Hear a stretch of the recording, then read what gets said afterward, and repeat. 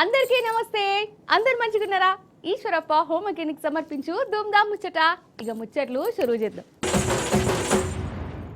నిజం చెప్తున్నా, సర్కారు కొలువు అంటే సర్కారు కొలువేనులా సర్కారు కొలువు ఉండోలకు అసలు ఏమన్నా పారిపోతుంటుందా? సాఫ్ట్వేర్లు గిఫ్ట్వేర్లు కూడా వాళ్ళ కింద వేస్ట్ అని అనుకుంటారు. అందుకే సర్కారు నౌకరున్న పిల్లగాడే మా ఇంటి అల్లుడుగా రావాలి, నా బిడ్డకు గవర్నమెంట్ నౌకరు ఆయనకే ఇస్తా అని కట్నం ఎంతైనా మంచిదే అని అనుకునేటోళ్ళు చాలా మంది ఉన్నారు కదా. అయితే మనకెళ్ళన్నా గిట్లా మాట ముచ్చట పెట్టుకుంటారు కావచ్చు, కానీ బీహార్లా గట్లుండదు. ఎట్లుంటుందో ఎరికేనా? చూడుది మీరే జరా. అసలు గవర్నమెంట్ నౌకరు వస్తుందంటే ఎవ్వరన్నా గానీ మస్తుగా సంబరపడతారు, కానీ బీహార్లో మాత్రం భయపడతారు. కంటి మీద నిద్ర కూడా ఉండదు. ఎందుకంటే సర్కారు కొలువు సంపాదించిన వాళ్ళను ఎత్తుకపోతారోలా, అది కూడా ఎవరనుకుంటుర్రు?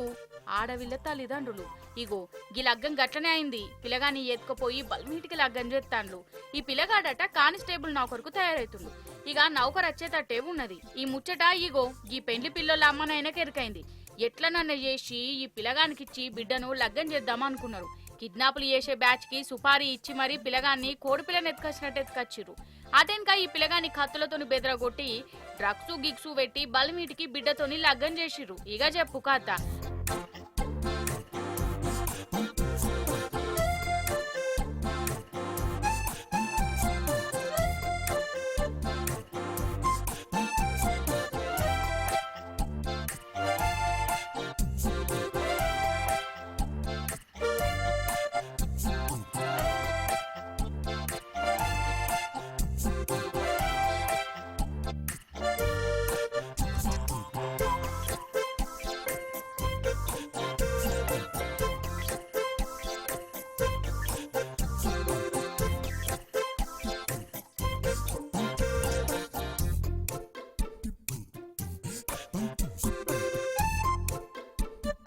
అన్నట్టు బీహార్లో గిసొంటి లగ్గాలు ఎప్పటి సందు నడుతున్నాయి.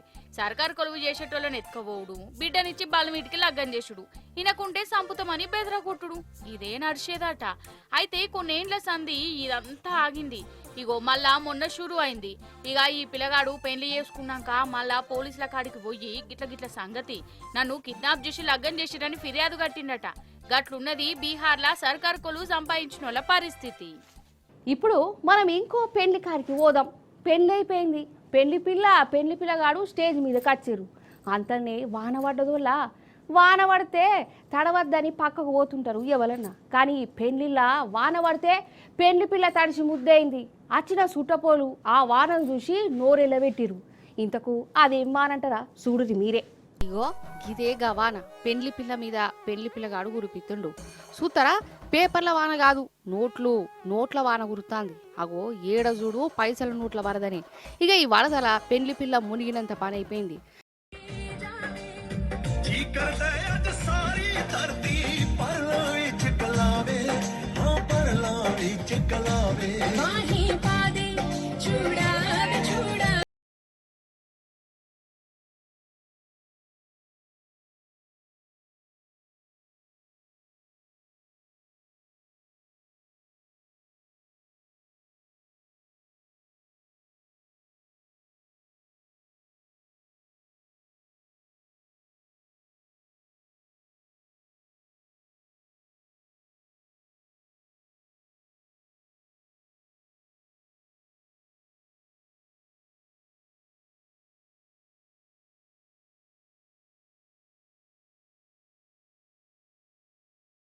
కాదు రెండు కాదు, దగ్గర 8.5 కోట్ల రూపాయలు ఎగజల్లినట పెండ్లి పిల్లగాడు.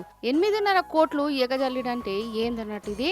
అవి పైసల పెంకాసుల పంజాబ్ రాష్ట్రంలో ఈ పైసల పెండ్లైంది. పెండైపోయినాక డాన్సులు కార్యంలా పెండ్లి పిల్లగానోళ్ళు పెండ్లి పిల్ల మీద గిట్లా నోట్లకు నోట్లు జల్లిరు. అంటే ఇంటికొచ్చే పెండ్లి పిల్ల మీద వీళ్ళు ఎంత పాయరం పెంచుకున్నారో చూడు. ఇక ఈ వీడియో సోషల్ మీడియాలో గిరికలు కొట్టింది. 8.5 కోట్లు పెండ్లి పిల్ల మీద ఎగజల్లిరని చెప్పుకుంటుంటే నోరెళ్ళబెట్టిరు. ఆ పెండ్లోళ్లను పొట్టు తిట్టిరు. ఇక ఇదేదో కథనే అయ్యేటట్టున్నదని పెండ్లోళ్ళు బయటకొచ్చి మేము 8.5 కోట్లు ఎగజల్లలే, గన్నిగానం పైసలు ఎక్కడున్నాయి, ఖాళీ 2 లక్షల రూపాయలే పెళ్లి పిల్ల మీద జాలినామని చెప్పుకొత్తాండ్రు.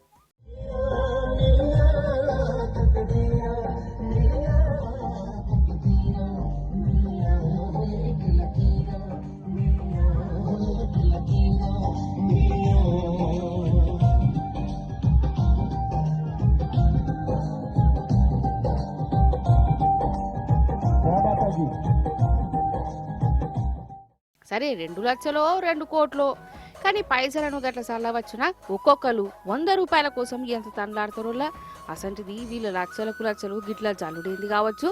ఇట్లా చల్లుతేనే ప్రేమ ఉన్నట్ట, ఇట్లా చల్లుతేనే మేం పైసలు గల్లోలమని ఊరంతా చెప్పుకుంటురా.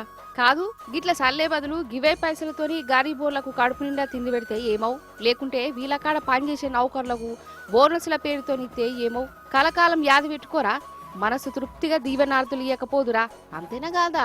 ఇప్పుడు మనం ఒక పేరెంటానికి పోదాం. పేరెంటానికి గదేనుల దావతుకు, అది ఉత్తపచ్చోళ్ళ దావతు కాదు. అసలు ఆ పేరెంటని చూస్తే మీరు పరేషాన్ అవుతారు. మరి జల్దీన పోదామా పారి మరి ఆ దావత్కు పోయి బగారన్నం తిని సోంపు బుక్కి వీలైతే కట్నం చదివిద్దాం. గిరేగా పేరంటాం సీమంతం. అరే అవ్వంటే ఇగో ఈ కుక్కకే సీమంతం చేస్తాండుల్లా అగో కొత్త బట్టలు తొడిగి మెడల దండలు గిండెలేసి చుట్టాలను వాళ్ళను వీళ్ళను పిలిపించి అసలు ఏమన్నా చేస్తానులా పేరంటాం. అగో ముంగడ పలారాలు కూడా పెట్టిరు.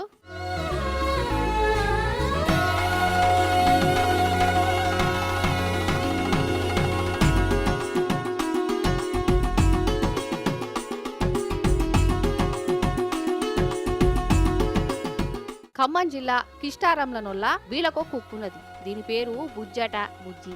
ఈ బుజ్జవ్వను వీళ్ళు ఇంటి మనిషి లెక్కనే చూసుకుంటారట.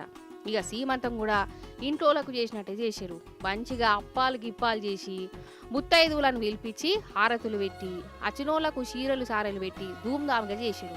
అగ చూడు సీమంతం నాడు ఈ బుజ్జి కుక్క చూడు ఎంత సంబరపడుతున్నదో. సరే ఖమ్మంలో కుక్కకు సీమంతం చేసిరు కదా.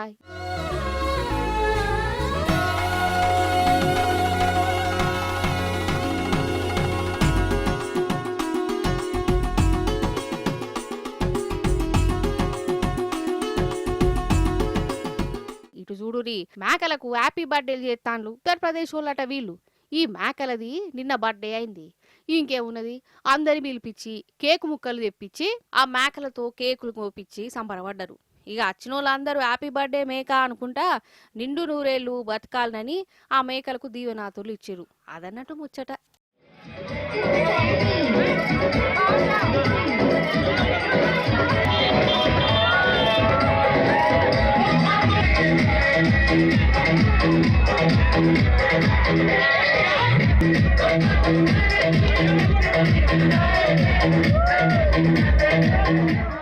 కష్టమత్తే దేవుని మీద భారమేత్తాం. గుడికి పోయి దేవుడా నా తప్పులుంటే మన్నించు, ఇదివరి సంది మంచి ఉంటా, కష్టపడి చదివిన పాస్ చేయించు, మంచి కొలువు ఇప్పి అని ఇట్లా కొలుస్తుంటారు కదా. కానీ ఒక పిల్లగాడున్నాడోళ్ళ డైరెక్ట్ దేవునితోనే అగ్రిమెంట్ చేసుకున్నాడు. మరి దేవునికి ఆ పిల్లగానికి నడిచిన అగ్రిమెంట్ ఏంది కథ అరుచుకున్నారు రారు. నిజంగా ఈ కాలం పిల్లగాళ్ళు ఎట్లున్నారంటే రామచంద్ర డైరెక్ట్ దేవునితోనే బేరం ఆడుతుర్రోల్లా. అంతెందుకు ఇగో ఈ లెటర్ చూడు, ఒక ఆంధ్ర పిల్లగాడు దేవునికే లెటర్ రాసి హుండిలేసిండు. ఏమని రాసిండో చూడురి, కానుతుందా? నేను చదువుతా షార్ట్ కట్లా. దేవుడా దేవుడా మొన్ననే పరీక్షలు రాసిన 80-90% అన్న మార్కులు రావాలి నాకు. ఇక కొలువు గురించి అంటావా? ఉత్తపచ్చి కొలువు కాదు, ఏడాదికి 20 లక్షల రూపాయల జీతం వచ్చే కొలువు వచ్చేటట్టు చూడు సామి. అగరిసే 20 లక్షల జీతం ఇచ్చే కొలువు గనుక నువ్వు ఇప్పిస్తే నేను నీకు అభిషేకం చేయిస్తా, కొత్త బట్టలు పెడతా అని డైరెక్ట్ అగ్రిమెంటే చేసుకున్నాడు. ఇక చెప్పు కథ ఎట్లున్నదో. అంటే ఈ పోరం దగ్గర ముసుగుల గుద్దులాటలు ఏం లేవన్నట్టు. డైరెక్ట్ ఫేస్ టు ఫేస్ అన్నట్టే, నువ్వు నాకు ఇది ఇస్తే నేను నీకు అది ఇస్తా అంతే అన్నట్టు. భలే పోరడు పట్టు. అయితే మొన్న శివరాత్రి నాడు ఈ లెటర్ రాసి హుండీ లేచిండట. ఇక హుండీ లెక్క పెడుతుంటే ఈ లెటర్ బయటపడ్డది. ఇప్పిస్తాడో చూసిరు కదా, గిదిగి వాటి ముచ్చట్లు. మళ్ళీ వచ్చే పారి మంచి మంచి ముచ్చట్లు మట్టుకనత్తా ఉంటా మరి.